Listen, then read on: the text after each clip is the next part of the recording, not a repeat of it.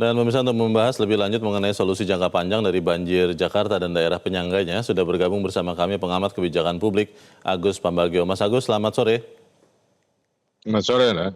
Ya, Mas Agus, kita tadinya berharap bahwa dengan adanya kepala daerah baru, banjir besar yang kita alami belum lama ini, itu bisa terhindarkan. Tapi kita lihat kemarin, terkhusus Bekasi terutama, itu banjirnya luar biasa besar. Sebetulnya apakah memang karena kepala daerahnya masih pada baru, atau apa yang Anda lihat penyebab utama banjir besar kemarin, Mas Agus? Ya begini, penyebab utamanya adalah pelanggaran tata ruang di wilayah Jabodetabek. Ya kan peraturan sudah ada, undang-undang tata ruang ada, tapi dilanggar. Sehingga dulu kan Belanda membangun kota Jakarta dan sekitarnya itu kan pakai banyak sekali sodetan-sodetan. Lalu dirubah dan sebagainya sehingga nyampur. Jadi Jakarta itu tanpa pekerjaan-pekerjaan lain sudah pasti tenggelam karena sudah di bawah permukaan laut.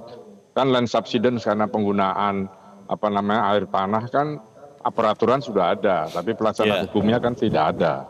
Lalu membangun pipa untuk air minum langsung tidak menggunakan air tanah juga mandek, praktis mandek lah. Ya berjalan tapi sangat pelan. Nah jadi hal-hal semacam ini ditambah pertambahan penduduknya seperti itu, jorok melempar sampah, kemudian rusaknya Bapunjur, Bogor, Puncak, dan Cianjur itu. Alamnya kan semua sekarang bikin glamping di sana, bikin restoran, bikin macam-macam lah, kebun gitu di sana. Sehingga kan tanahnya itu adalah tanah resapan, jadi kurang. Ya daya dukung alamnya memang dirusak oleh manusia sendiri, di samping pelanggaran dari berbagai macam kebijakan. Yang bisa memperbaiki kondisi Jabodetabek ini, terutama ini kan BMKG masih mengatakan bahwa masih sampai 11 Maret ini, Mas Agus, curah hujan ekstrim. Itu apakah cukup pemerintah Jabodetabek masing-masing, atau memang pemerintah pusat harus turun lebih banyak lagi? Ya tentu karena ini meskipun sudah bukan ibu kota, karena masih difungsikan sebagai ibu kota, ya harus turun. Persoalannya kan anggaran di PUPR, di PU saja sudah terpotong 50% lebih. Jadi nggak tahu saya itu diambil dari mana, mungkin harus membatalkan makan siang gratis atau apa itu.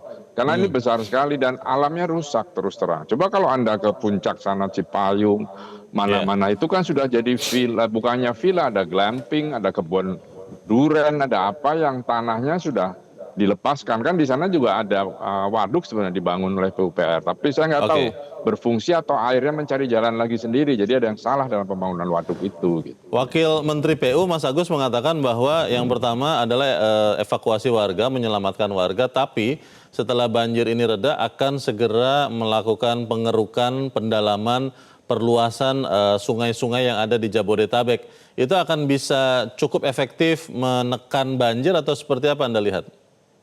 Itu kalau hujannya normal mengurangi saja. Itu kan yang dulu dilakukan oleh Ahok dan cukup berhasil kan. Ya sekarang memang harus itu tadi dikeruk yang dalam segala macam, terus pelebaran, peninggian dan bantaran sungai tidak boleh digunakan sebagai pemukiman, kan? Sanggup memang pemerintah minta itu dan sistem politik seperti sekarang rasanya mustahil. Jadi sekarang ya upaya maksimum adalah memperdalam, memperlebar sungai, kemudian membuat sumur resapan tadi gubernur katakan di saluran-saluran air, dan kemudian fungsikan waduk yang dibangun PUPR di atas di Megamendung sana itu berfungsi atau tidak kemarin. Karena kan terus bendungan jebol. Ya kan yang di Bekasi itu kan di Kemang Pratama itu dari awal tuh saya bilang ini ngapain bikin perumahan mewah di pinggir sungai. Itu pasti nanti kalau banjir kena, ya sudah kena terus dia. Karena itu sudah ditinggikan tanggulnya tetap saja. Karena kan derasnya air itu tidak bisa ditahan dengan apapun. Yang harus mengambil tindakan segera ini siapa ya Mas Agus? Apakah pemerintah Provinsi Jakarta?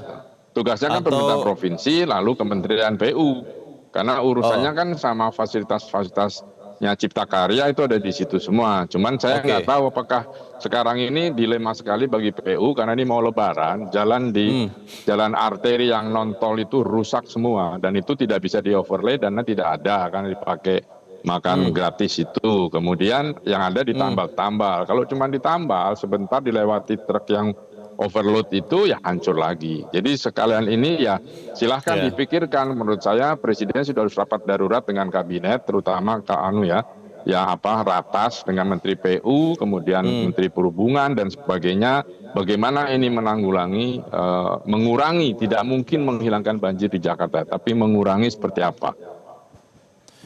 Menarik tadi karena Mas Agus sudah sempat sitir sedikit bahwa walaupun statusnya sudah bukan daerah khusus ibu kota, tapi tetap harus juga dipertimbangkan.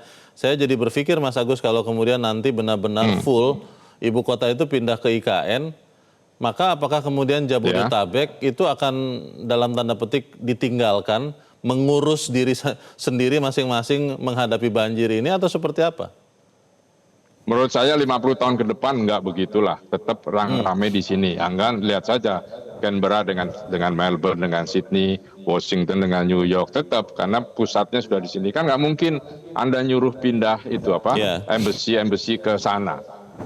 Nggak mungkin lah, di sana kotanya kota lingkungan, nggak mungkin ada gedung tinggi di sana dan seterusnya. Jadi masih.